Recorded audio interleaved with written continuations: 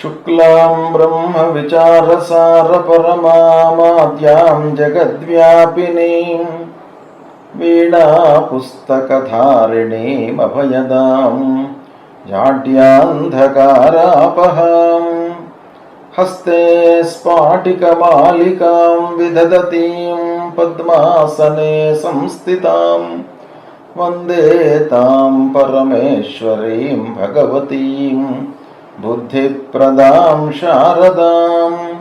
श्री महागणाधिपतये नमः। श्री महासरस्वत्यै नमः। శ్రీ గురుభ్యో నమః. 2024వ సంవత్సరంలో విద్యార్థులకు ఎలాంటి ఫలితాలు ఉండబోతున్నాయి, అన్ని రాశులలో జన్మించినటువంటి వారికి ఈ సంవత్సరము ఎలా ఉంటుంది అనేటువంటి విషయం గురించి మీకు తెలియజేస్తాను. 2024వ సంవత్సరంలో వృశ్చిక రాశిలో జన్మించినటువంటి విద్యార్థులకు గోచార ఫలితాలు ఎలా ఉంటాయో తెలుసుకుందాం. వృశ్చిక రాశిలో జన్మించినటువంటి విద్యార్థులకు ముఖ్యంగా గురు భగవానుడి యొక్క అనుకూలత చాలా అవసరం.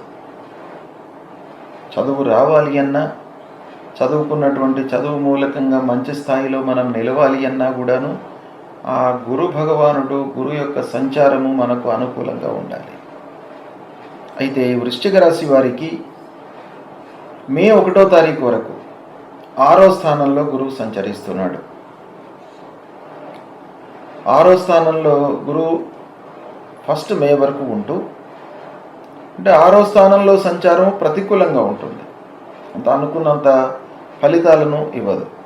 దాని తర్వాత మళ్ళీ 7వ స్థానంలోకి ప్రవేశిస్తున్నాడు. ఈ 7వ స్థానంలోకి ప్రవేశించడం అనేది మనకు బాగా కలిసి వస్తుంది. అంటే 7వ స్థానంలోకి గురువు సంచరించడము చాలా యోగదాయకం. ఒకటి, గోచార రీత్యా 7వ స్థానం మంచిది గురు సంచారానికి. రెండవది, పంచమాధిపతి 7మంలోకి వస్తున్నాడు. పంచమాధిపతి 5వ స్థానం కూడాను విద్యాస్థానము, అకాడమిక్ పరంగా మనకు బాగా కలిసి వచ్చేటువంటి స్థానం. అలాంటి స్థానాధిపతి మనకు 7మంలో సంచరించడం అనేటువంటిది యోగదాయకమైనటువంటిది, అది బాగా కలిసి వస్తుంది. ఇకపోతే అర్ధాష్టమ స్థానంలో శని మట్టుకు ఉన్నాడు. అంటే తృతీయ స్థానాధిపతి చతుర్థంలో ఉన్నాడు. అంటే బాధక స్థానాధిపతి చతుర్థంలో ఉండడము నెగిటివే. అర్ధాష్టమ స్థానంలో గోచార రీత్యా శని సంచారం కూడాను నెగిటివే గనక శని యొక్క సంచారము నెగిటివ్గా ఉంది, అనుకూలంగా లేదు. ఇక రాహు 5మంలో ఉన్నాడు, ద్వాదశంలో కేతు ఉన్నాడు. రాహు కేతుల యొక్క సంచారం కూడాను ప్రతికూలంగానే ఉంది. ఒకటి, 7మంలో సంచారం అనేటువంటిది బాగా కలిసి వచ్చేటువంటి అంశం వృశ్చిక రాశి వారికి. అంటే వృశ్చిక రాశిలో జన్మించినటువంటి విద్యార్థులకు ముఖ్యంగా 1 మే తర్వాత బాగా కలిసి వస్తుంది. అంటే ఇంజనీరింగ్ ఎంట్రన్స్కు ప్రిపేర్ అవుతున్నటువంటి వాళ్ళు, ఐఐటి ఎగ్జామ్స్ రాస్తున్నటువంటి వాళ్ళు, ఐఐటి ప్రవేశ పరీక్షలు రాస్తున్నటువంటి వాళ్ళు, మెడికల్ చదువు కొరకై నీట్ ఎగ్జామ్ రాస్తున్నటువంటి వాళ్ళు, competitive exams groups, group 1, group 2, group 3, 4th ఇలాంటివి రాస్తున్నటువంటి వాళ్ళు, ఇంకా యూనియన్ పబ్లిక్ సర్వీస్ కమిషన్స్లో రాస్తున్నటువంటి వాళ్ళు, ఐఏఎస్ కొరకు, ఐపీఎస్ కొరకు ఇలాంటి కాంపిటేటివ్ ఎగ్జామ్స్ రాస్తున్నటువంటి వాళ్ళందరికీ కూడాను మే 1 తర్వాత మంచి సమయం ఉంది. మే 1 తర్వాత గురువు 7మంలో సంచరిస్తున్నాడు. పంచమాధిపతి గనక తప్పకుండా మీకు యోగదాయకంగా ఉంటుంది. ఇది స్థూలంగా నేను చెప్తున్నాను. ఏంటంటే వృశ్చిక రాశిలో జన్మించినటువంటి విద్యార్థులకు ఆ గురు భగవానుడి యొక్క అనుకూలం ఉంది గనక మీరు కష్టపడినట్టయితే ఫలితం మీకు అనుకూలంగా ఉంటుంది. అయితే మీరు ఏ స్థాయిలో నిలుస్తారు, ఏ విధంగా ఉంది అనేటువంటి విషయం ఖచ్చితంగా మీరు తెలుసుకోవడానికి మీరు వ్యక్తిగత జాతకాన్ని కూడాను విశ్లేషించుకోవాల్సి వస్తుంది. అంటే అందరూ వృశ్చిక రాశిలో జన్మించినటువంటి విద్యార్థులందరికీ మే తర్వాత బ్రహ్మాండమైన ఫలితాలు ఉంటాయి అనంటే కొందరికి ఉండవచ్చును, కొందరికి ఉండకపోవచ్చును. అది ఎలా నిర్ధారణ అవుతుంది? వాళ్ళ వ్యక్తిగత జాతకం పైన కూడాను ఆధారపడి ఉంటుంది.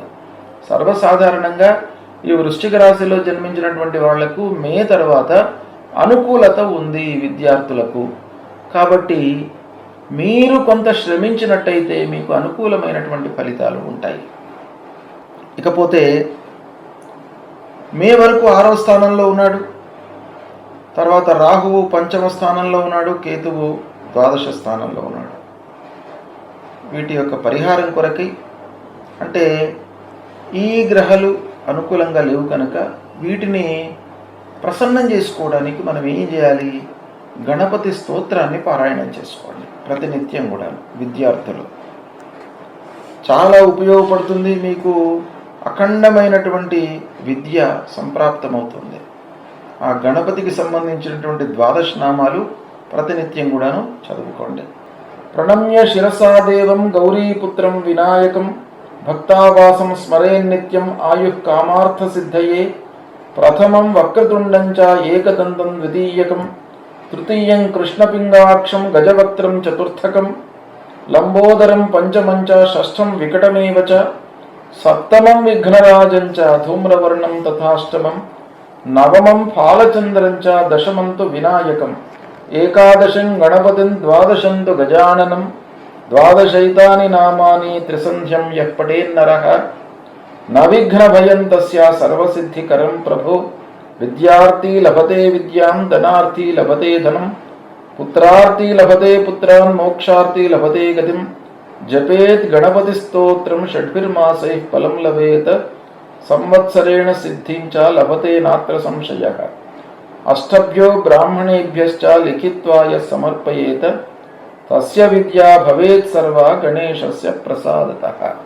ప్రతినిత్యం కూడాను చదువుకోండి, తప్పకుండా మీకు మంచి ఫలితాలు ఉంటాయి. కొంత కష్టపడండి, చదువుపై మనస్సు నిలపండి. ఏకాగ్రతతో మీరు చేసినటువంటి శ్రమ మీకు చాలా కలిసి వస్తుంది. శ్రమ ఎలాగూ విద్య కొరకు అవసరమే. దానికి మీరు ఏకాగ్రత, శ్రద్ధ అనేది జోడించినట్టయితే అద్భుతమైనటువంటి ఫలితాలు వస్తాయి.